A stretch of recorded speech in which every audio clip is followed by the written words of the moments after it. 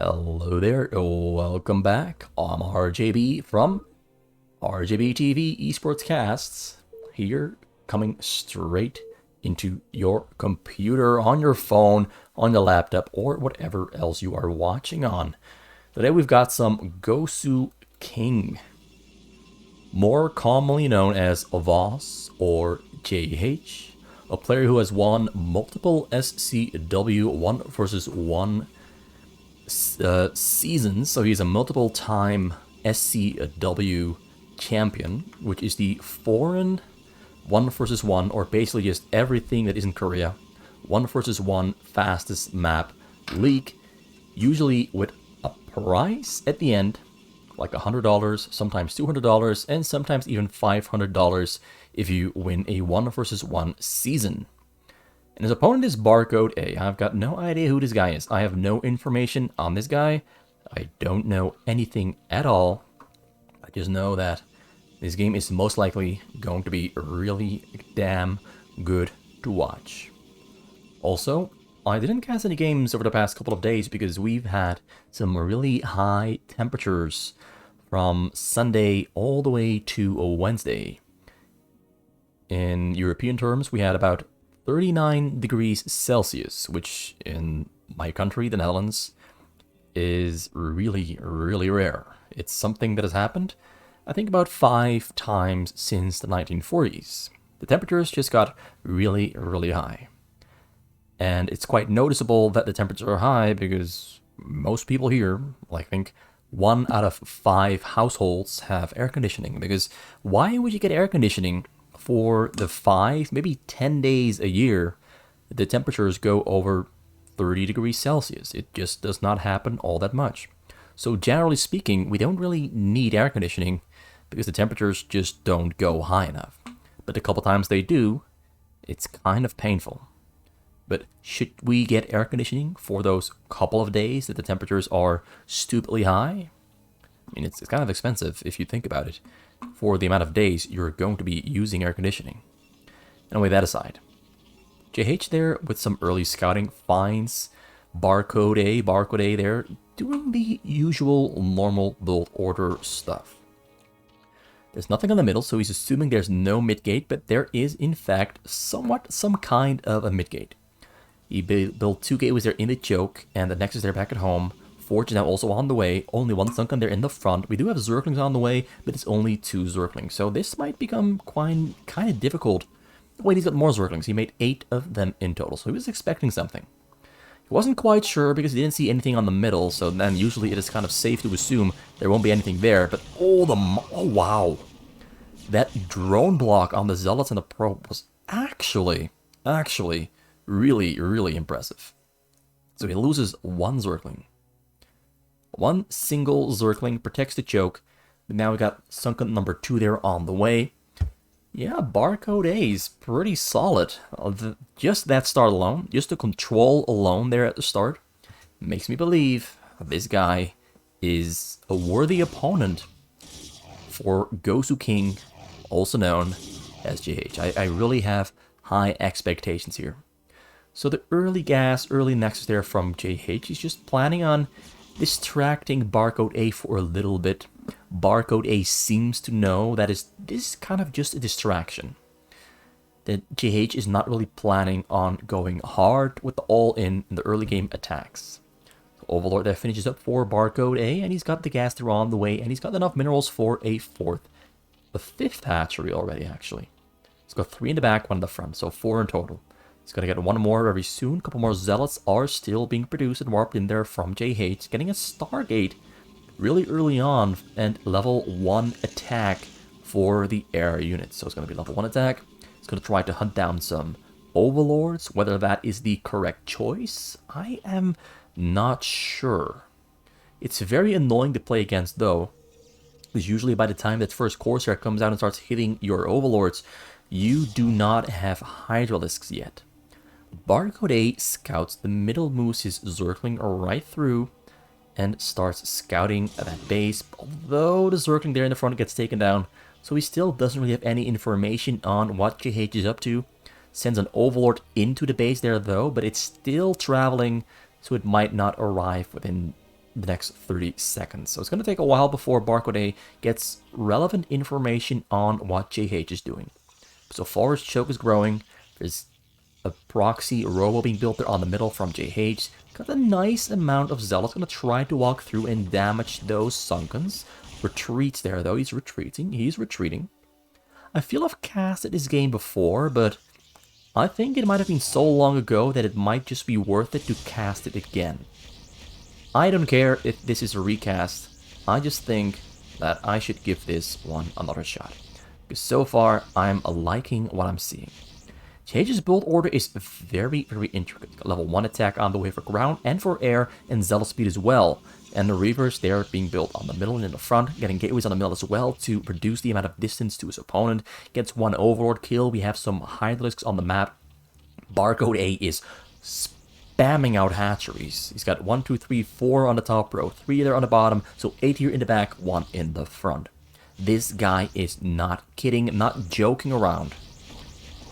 Actually, we're only seeing a single Corsair on the map from JH, so I'm not sure why he gets level 1 attack for the Corsair if he's only making a single one. You'd think that the minerals spent on the level 1 attack could have maybe been spent better on something else. But at least he has killed an Overlord with that one Corsair. So the Corsair itself doesn't really get much done. Storm is on the way. Oh, it gets Overlord kill number 2, so the Corsair is gonna get some results. But I'm still of the opinion level 1 attack on the air should have maybe been replaced with getting a second Robo instead of only playing on a single Robo. But he's got a pretty good Zealot army there in the front. No cannons there though yet. No cannons there though yet. Storm Brigade, they're on the way. Level 1 attack for air and ground. Both going to finish at the same time. Storm is on the way. Zealot speed is finished as well. And shuttle speed also being researched. Whereas Barcode A is getting Hydralisk speed first.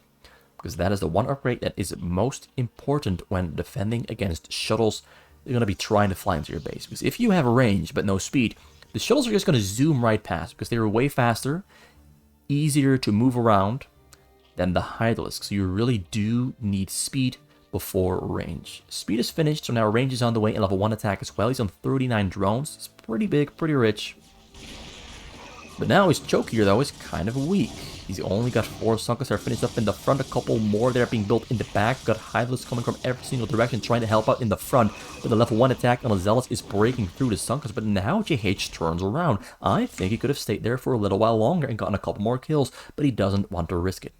Because if things go wrong, he only has 4 cannons on the middle to protect the gateways that he was building here on the middle. So it's kind of, he's rather playing it safe than taking a risk. And I do think sometimes taking a risk, it's better than playing safe. But playing safe, of course, means that nothing bad is going to happen. Taking a risk either gets you a win, or it is a surefire way to losing the game. And JH, with all his experience, is deciding against taking that risk. He's deciding against gambling on the outcome.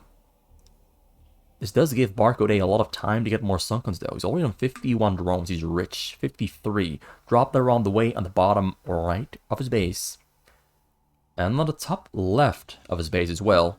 So here comes the top left drop. Comes in first. Flies into a Hydralisk though. Turns around. Gets taken down by a volley from the Hydras. Now Zealots are attacking in the front.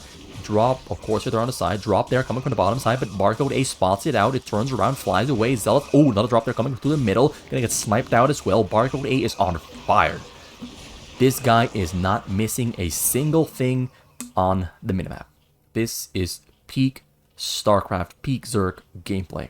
Still only on a layer. Got a Greater Spider on the way. Overlord speed also being researched and getting level 1 attack very soon because it's almost finished.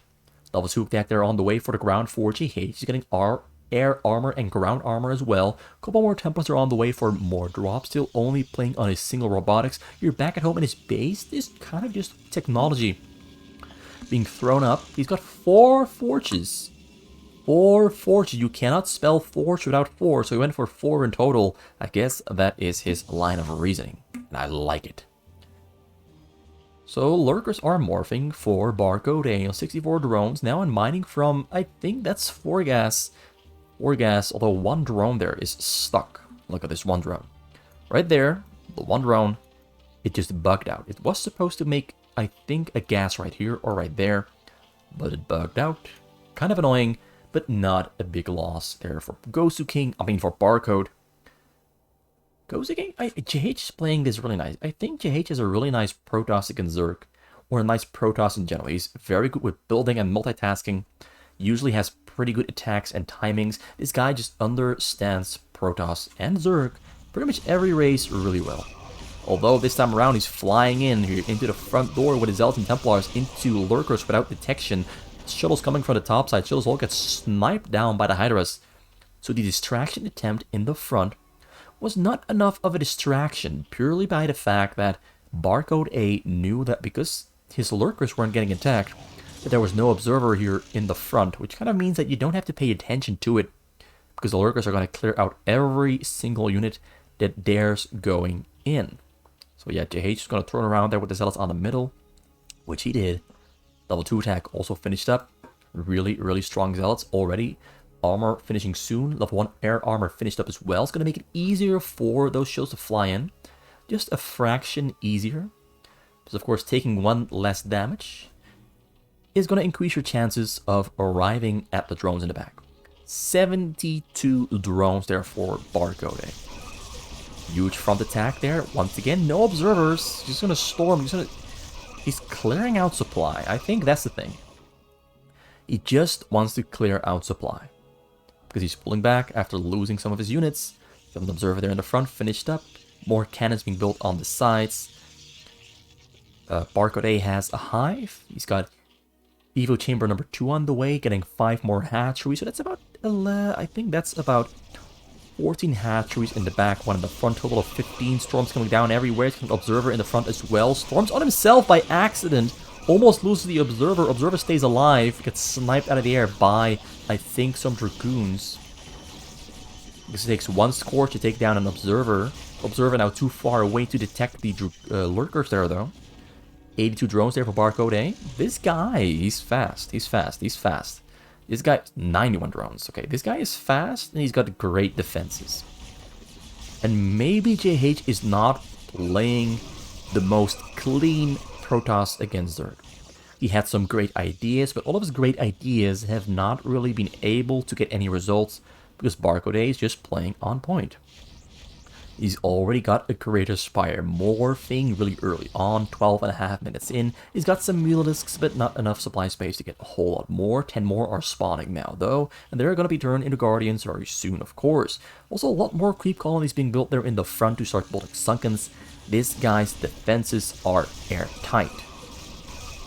Frontal mass attack. Way too many Lurkers and Sunkens to really get in there. Shuttles, though, do get through, and they are not going to get intercepted in time. Thus, Barcode A have his drones hotkeyed. He's arriving on the scene. Storms kills about, I think, about 10. That drop actually did not really hurt him. He had about 90 drones, now down to 75, which is kind of the exact perfect number of drones on the minerals. And he's going to try to break through, but we've got cannons and Zealots there in the front. We've got Mutalisk still on the side waiting for the Greater Spire, which is just finished. So he takes down the Observer there in the front. One Observer escapes. Now there's no Observers to detect the Lurkers. Zealots are running into their deaths. Lurkers are morphing in the front. A lot of upgrades there on the way for both players. H is currently on 1 armor, 1 shield, 2 weapon, level 3 weapon finishing soon, level 2 armor and shield are both on the way, and Scarab damage also being researched. The Guardians are morphing on the side. They try to break through and fly over the side, but the side is completely covered and protected by cannons, so that's not going to happen. Getting a couple more of them beautiful hatchers there on the top row. Like, I've got no idea who Barcode A is. I am certain it's not Luckyback, it's not Minchel, it's not any of those famous fastest Gosu. So whoever this guy is, he's kind of, at least to me, one of those unknown Gosus of whom I do not know the identity. But what I'm seeing so far is this guy is pretty damn good. This guy's got everything you need as a Zerg player. I mean, as a player all around. This guy's got the awareness, the planning, the speed, the precision, the micro, the oversight, and he lost his drones. Looks like he's... Well, I was praising him, but he lost his drones to a drop right there and then, as I was praising him, and the drop came in at a really bad time because the pressure is still on. Let's just hope he's going to keep those drones alive for the foreseeable future. I'm not sure how I missed that. Maybe I was just talking too much random sentences and stuff, too many random words and topics, that I missed the fact he lost his drones right there in the back. A lot of drop there on the top left. The attacks in the front keep coming in, but are not really doing much. Guardian's getting spread out, put in the hold position. He's going to help out with defending. Drop there comes out over the top corner. Shuttle makes its way in. He's not seeing it. Gets stormed to death once again. Goes from 73 down to 28. His minerals are down in the dumps. So he makes another group of drones. Pulls drones from the gas onto the minerals, which is a very smart choice because he has 4,000 gas and about 26 drones still alive on the gas. So pull those drones from the gas onto the minerals and get your minerals back in order ASAP. ASAP, as soon as possible, as fast as you can, and then you start resupplying, restocking the drones on the gas. So now he has about 35 drones, maybe a couple less, maybe 30 drones there on the minerals.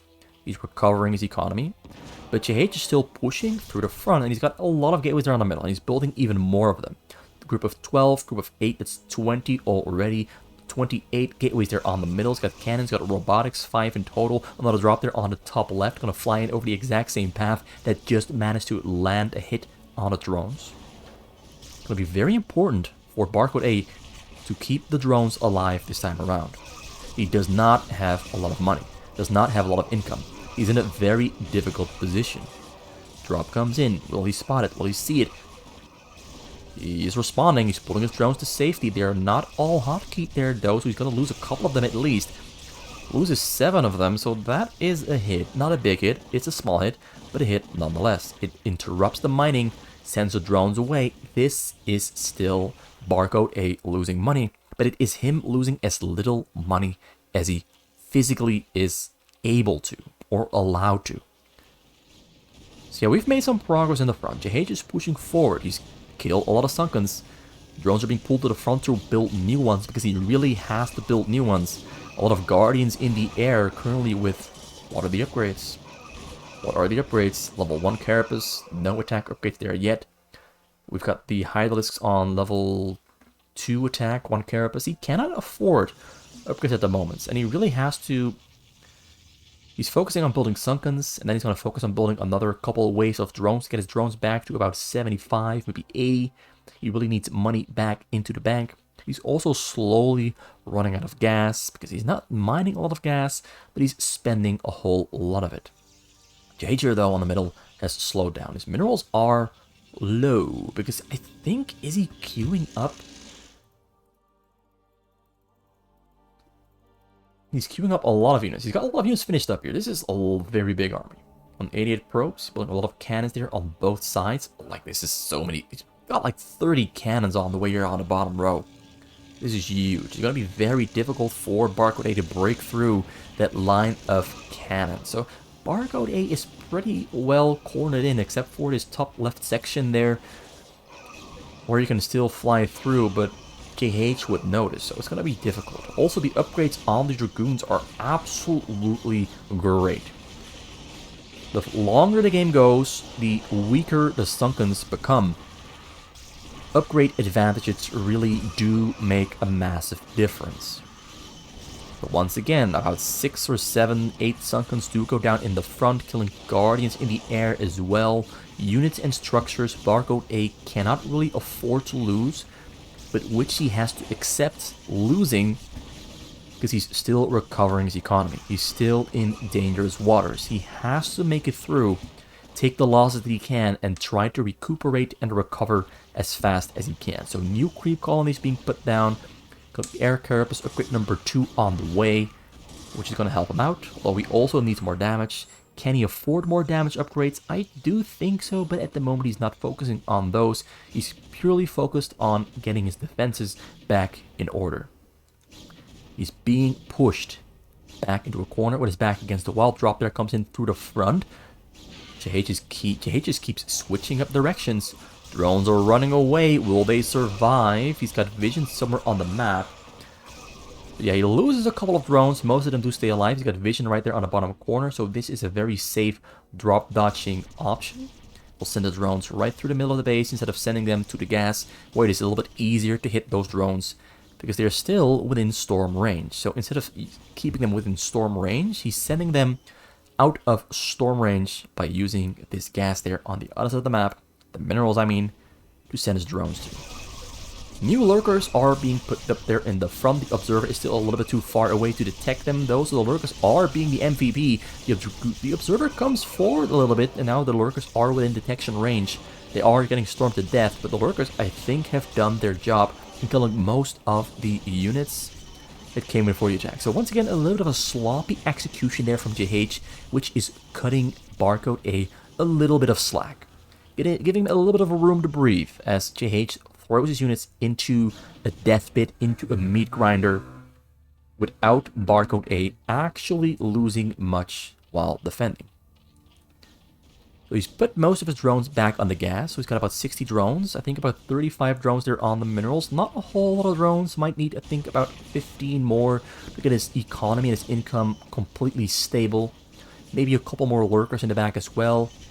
But he's surviving, and the longer the game goes on, the better his upgrades are going to be. So he will eventually get back on even footing with JH, because JH is maxed on upgrades. JH is maxed out on upgrades. And at the moment, Barcode A is still about halfway to maxed out upgrades. So yes, there is some catching up to do for Barcode A, but he is getting there. Level 2 Carapace on the air, still level 0 attack on the air, but at least the Hylists are on 1 Carapace 2 attack. The storms, though, the storms are not being too nice. The storms are clearing out all the Hydras. And now there's a very small line of defenses of lurkers and sunkens left to defend. The observer's too far away, though, so the lurkers are going to help clear out most of the dragoons. So yes, we've got a wave of Hydras coming from the back to the front. Observer in the air. Observer might get sniped because it is within Overlord detection range, and JH turns around to safety. Barcode A repels yet another attack successfully. But it's not easy. He's being pushed to his limits here. He's being pushed to his limits. Kind of surprised we haven't really seen the Filers being used. I do think the Filers with Plague or Dark Swarm on the lurkers would really make a big difference here. Of course, the storms are still a danger to the lurkers, but at least the dragoons are no longer that much of a threat when you have Dark Swarms with lurkers below. He's making the Filers, as I mentioned it. Getting Consume as well. Level 2 Carapace is finishing up, and level 3 attack for the Hydras also finishing up, and now a huge wave of Dragoons, Templars, and Zealots there marching through the front, but another wave of Sunkens has been rebuilt, ready to defend and fend off and hold off that push from JH. So Barcode A so far doing a great job surviving. We haven't really seen a drop come out from JH over the past 3 or 4 minutes. I do think a drop would have put a little bit of additional pressure onto Barcode A, but it looks like JH is not building drops at the moment because I don't see any shuttles anywhere on the map, which is giving Barcode A a lot of room to defend. Although, look at this, just a mass attack with Templars, Reavers, and Zealots and Dragoons has already progressed so far that we only have 6 Sunkens remaining out of the 20 that he had. And a lot of the Hylists have gone down as well. There's a Dark Swarm in the front, but I think that Dark Swarm was a terrible one because now we've got Reavers and Dragoons underneath the Dark Swarm attacking Lurkers, Hylists, and Sunkens. We do have Zerglings coming in. Zerglings are kind of awesome underneath Dark Swarms, but the Zealots and Reavers do not give a damn. So I think this Dark Swarm is really gonna hurt. Is really gonna hurt Barcode A. This Dark Swarm might actually lose him the game. I think he made a terrible choice there. That Dark Swarm was absolutely terrible,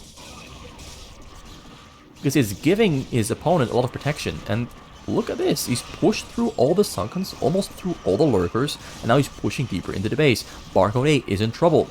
He is in real trouble, and he knows it. He's not producing units at the moment there, though. He's got a lot of minerals. This is looking dangerous. A lot of larvae not doing anything. think he knows he screwed up. I think he knows he screwed up. So 33 Hydralisks, they're on the way. But we've got Dragoons, Reavers, and Zealots inside of his base, pushing and crawling forward. And he's putting those Dragoons and Zealots in hold position, waiting for units to come and spawn, so he can keep on protecting the Reavers with his gateway units. A lot of Hydralisks there spawning at the same time, though. Play comes down there on the Dragoons. Got another wave of units are coming from the middle into Barcode 8 space. Reavers are crawling backwards, microing tiny little bits. Same are the Dragoons. Zealots are trying, but the Zealots are all cleaned out. Zerglings are sacrificing their lives to eat up some Scarabs to allow the Hydras to damage. We got some great micro there on display as well from Barcode A, who is pushing back against that army. But I do think that the Carapace upgrade difference here is still hurting him. He's almost on par with JH's upgrades, but the fact that there is no longer a choke is a huge weakness for Barcode A. Having Sunkens and Static Defense just really allows you to have a little bit more time to rebuild your army as you lose it. Now, though, whenever he loses his army, he has to rebuild it, and there's nothing to buy him time in between the enemy units and his hatcheries. There's no Sunkens there to buy time. No Sunkens for Barcode A to burn through first. So Barcode A is really massing and playing at maximum speed, trying to keep up with the units that keep on streaming in from JH from the middle. JH is no longer using drops. He doesn't need to use drops anymore. He just has to keep on producing from his 28 gateways there on the middle and his 8 Robos on the middle as well. So the Reaver Dragoon combination is just being devastating on Barcode A's army size. He's got Guardians morphing in the back, but the Guardians don't have level 1 attack. So the Guardians, while they do have level 3 Carapace, they are not as strong as they could be. He's waiting, he's balling up units, he's waiting for more units to spawn. Zerglings are spawning, Guardians go in, Hydras go in at the same time as well. Zerglings are taking a couple of Scarabs there, but not enough of them. And the Guardians are not killing Dragoons fast enough because they don't level 1 attack. I think they still have level 2 Carapace. Yeah, 0 attack on the Guardians. Got, Disruption Web there coming down on some Hydras. This fight is intense and non-stop. So micros backwards a little bit with the Dragoons to pull, with the Guardians to pull Dragoons a little bit further forward, a little bit further away from the Reavers. Huge amount of Reavers are in the back, about 6 of them in total, and a lot of the Dragoons are still streaming in. Temple there in the mix as well. Barcode A is holding on. He's holding on with, I think, about 20 hatcheries in total. Maybe just shy of 20. I think about 18 in total. Maybe 19. Top row has 7 on the top row. And we got about 7 here as well. So actually only about 15 hatcheries. But he's pushing back. The Filer with Plague might change the fate of the game here. Horses in the air with their upgrades are being dangerous to Overlords. He's losing Overlords as well. He's only at 151 Overlords. He doesn't have a lot of supply room. I think this might be it. He needs more Overlords, but he's not making Overlords. He's making Guardians, but now there's Corsairs on top of the Guardians, so the Guardians are going to take damage there. This is looking really bad. We got more Corsairs coming into here, though. A lot more Corsairs coming in, and they are going after the Overlords, so he's getting supply block. I think this might be it. Guardians are spawning. Hydras are spawning as well. He's down to 79 total supply space. JH is an absolute monster. I thought Barcode A was playing really well. But at some point he just could not keep up with JH. I mean, it's so difficult to keep up with a Protoss when you're a Zerg. The Protoss just has so many different options of attack. Such a much easier time to attack and even defend. A couple of Lurkers finished up, but Observer moves forward just in time to spot out the Lurkers. Lurkers are all getting mowed down. They're all pretty much dead and gone. There's still one Lurker left alive. A couple more Overlords have spawned to open up supply space, but it took so long for the new Overlords to spawn that he's just gonna hunt them down again. He's just gonna hunt down those Overlords again. The cores are running back and forth in the back. Overlords are not safe anywhere at all. The Hydralisks are trying to keep them alive, but the Disruption Webs are going to allow him to take down the Overlords once again. And once again, supply block. Look at them go down here in the front, though. He's clearing out the army. He's clearing out the Reavers and Dragoons, so at least he's getting a small little win. But he's hurting in the back. He's hurting in the back so badly. This is what happens when you eat Chipotle very hot and spicy, and you go to the toilet the next day and your back starts hurting. Your back end starts hurting really badly. It burns. It burns really bad. So yeah, the Corsairs are at the moment making the big difference. He's waiting for 17 Overlords to spawn. He cannot produce any units at the moment at all. A couple Overlords spawn, but he still is not beyond the supply cap. He's still not... Okay, now finally on supply block. A lot of minerals to spend. A couple Sunkens are being morphed. They're in the front. He's going to produce a lot of Hydralisks right now. You got to produce them. You got to be fast. You got to be speedy. You need them now. Please start producing. Please start producing. Yes, he's producing 32 Hydras, but maybe a little bit too late. And he might need Devourers here. Or maybe just more Guardians, because it does look like those Hydralisks are taking care of the Corsairs. But so many Reavers are coming through. You've got a lot of Corsair production here back at home. He's got 16. 18 Stargates for Corsairs. They're back at home. We do have Mutalisks being built now from Barcode. He's only on 60 drones on a mineral, so his minerals are going kind of low. They are dropping slowly but surely. Supply is on 130, 141. The Reavers are clearing out all the ground units kind of instantly. This is about 11 Reavers, 12 Reavers. Slowly crawling forward. 11 Reavers in total. Corsairs arriving on the scene as well. Getting ground upgrades now too.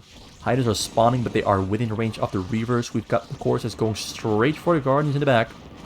Relocating. Oh, Reavers are killing the Hydralisks, so the... Oh! He cancels production on the morphing on the Guardians. The Corsairs run away, they've done their job. He's dropping units on top. Oh, so many Reavers. I think it's about 16, 17. The Mules are trying to make a change, trying to make the difference, but of course it's coming right back in. We've got an Archon. Archon is absolutely a beast against Mutas. Mutas are probably weakest against Archons. Because the Archons just, they do 30 damage, 35 damage with upgrades, I think. 39 damage. And look at these small HP bars, 120.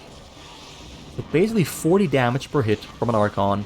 So it takes 4 hits to take down a group of Mutalisks that are too close together. This is just absolute brutality. Absolute brutality. And Barcode loses the game. He had a strong showing at the start. He fended off and defended against every single one of Gosu King's or JH's attacks for the first 15 minutes. But after that, it was just a very slow downhill maneuver where things just kept snowballing in favor of JH here. Gosu King is indeed staying true to the name. He is the Gosu King as he wins his Protoss against Zerg in 32 minutes, which is kind of impressive from Barcode Ace's perspective. But whew, that game was a nail biter. See, I've casted this game before without a doubt, but you know what? It returns to the channel, and I hope you enjoyed it. This was RJB from RJBTV. Please do come back when I make the new video. Leave a comment, leave a subscribe, because apparently the algorithm likes engagement. It likes for you to comment, like, and subscribe to advertise my video. Although I don't think this video gets much advertisement from the algorithm anyway, unless people are actively looking for StarCraft on YouTube. So I don't know how the algorithm works. I don't know how the system works. So just do whatever you like. I make the videos for fun anyway. See you soon. See you next time. Have a good day.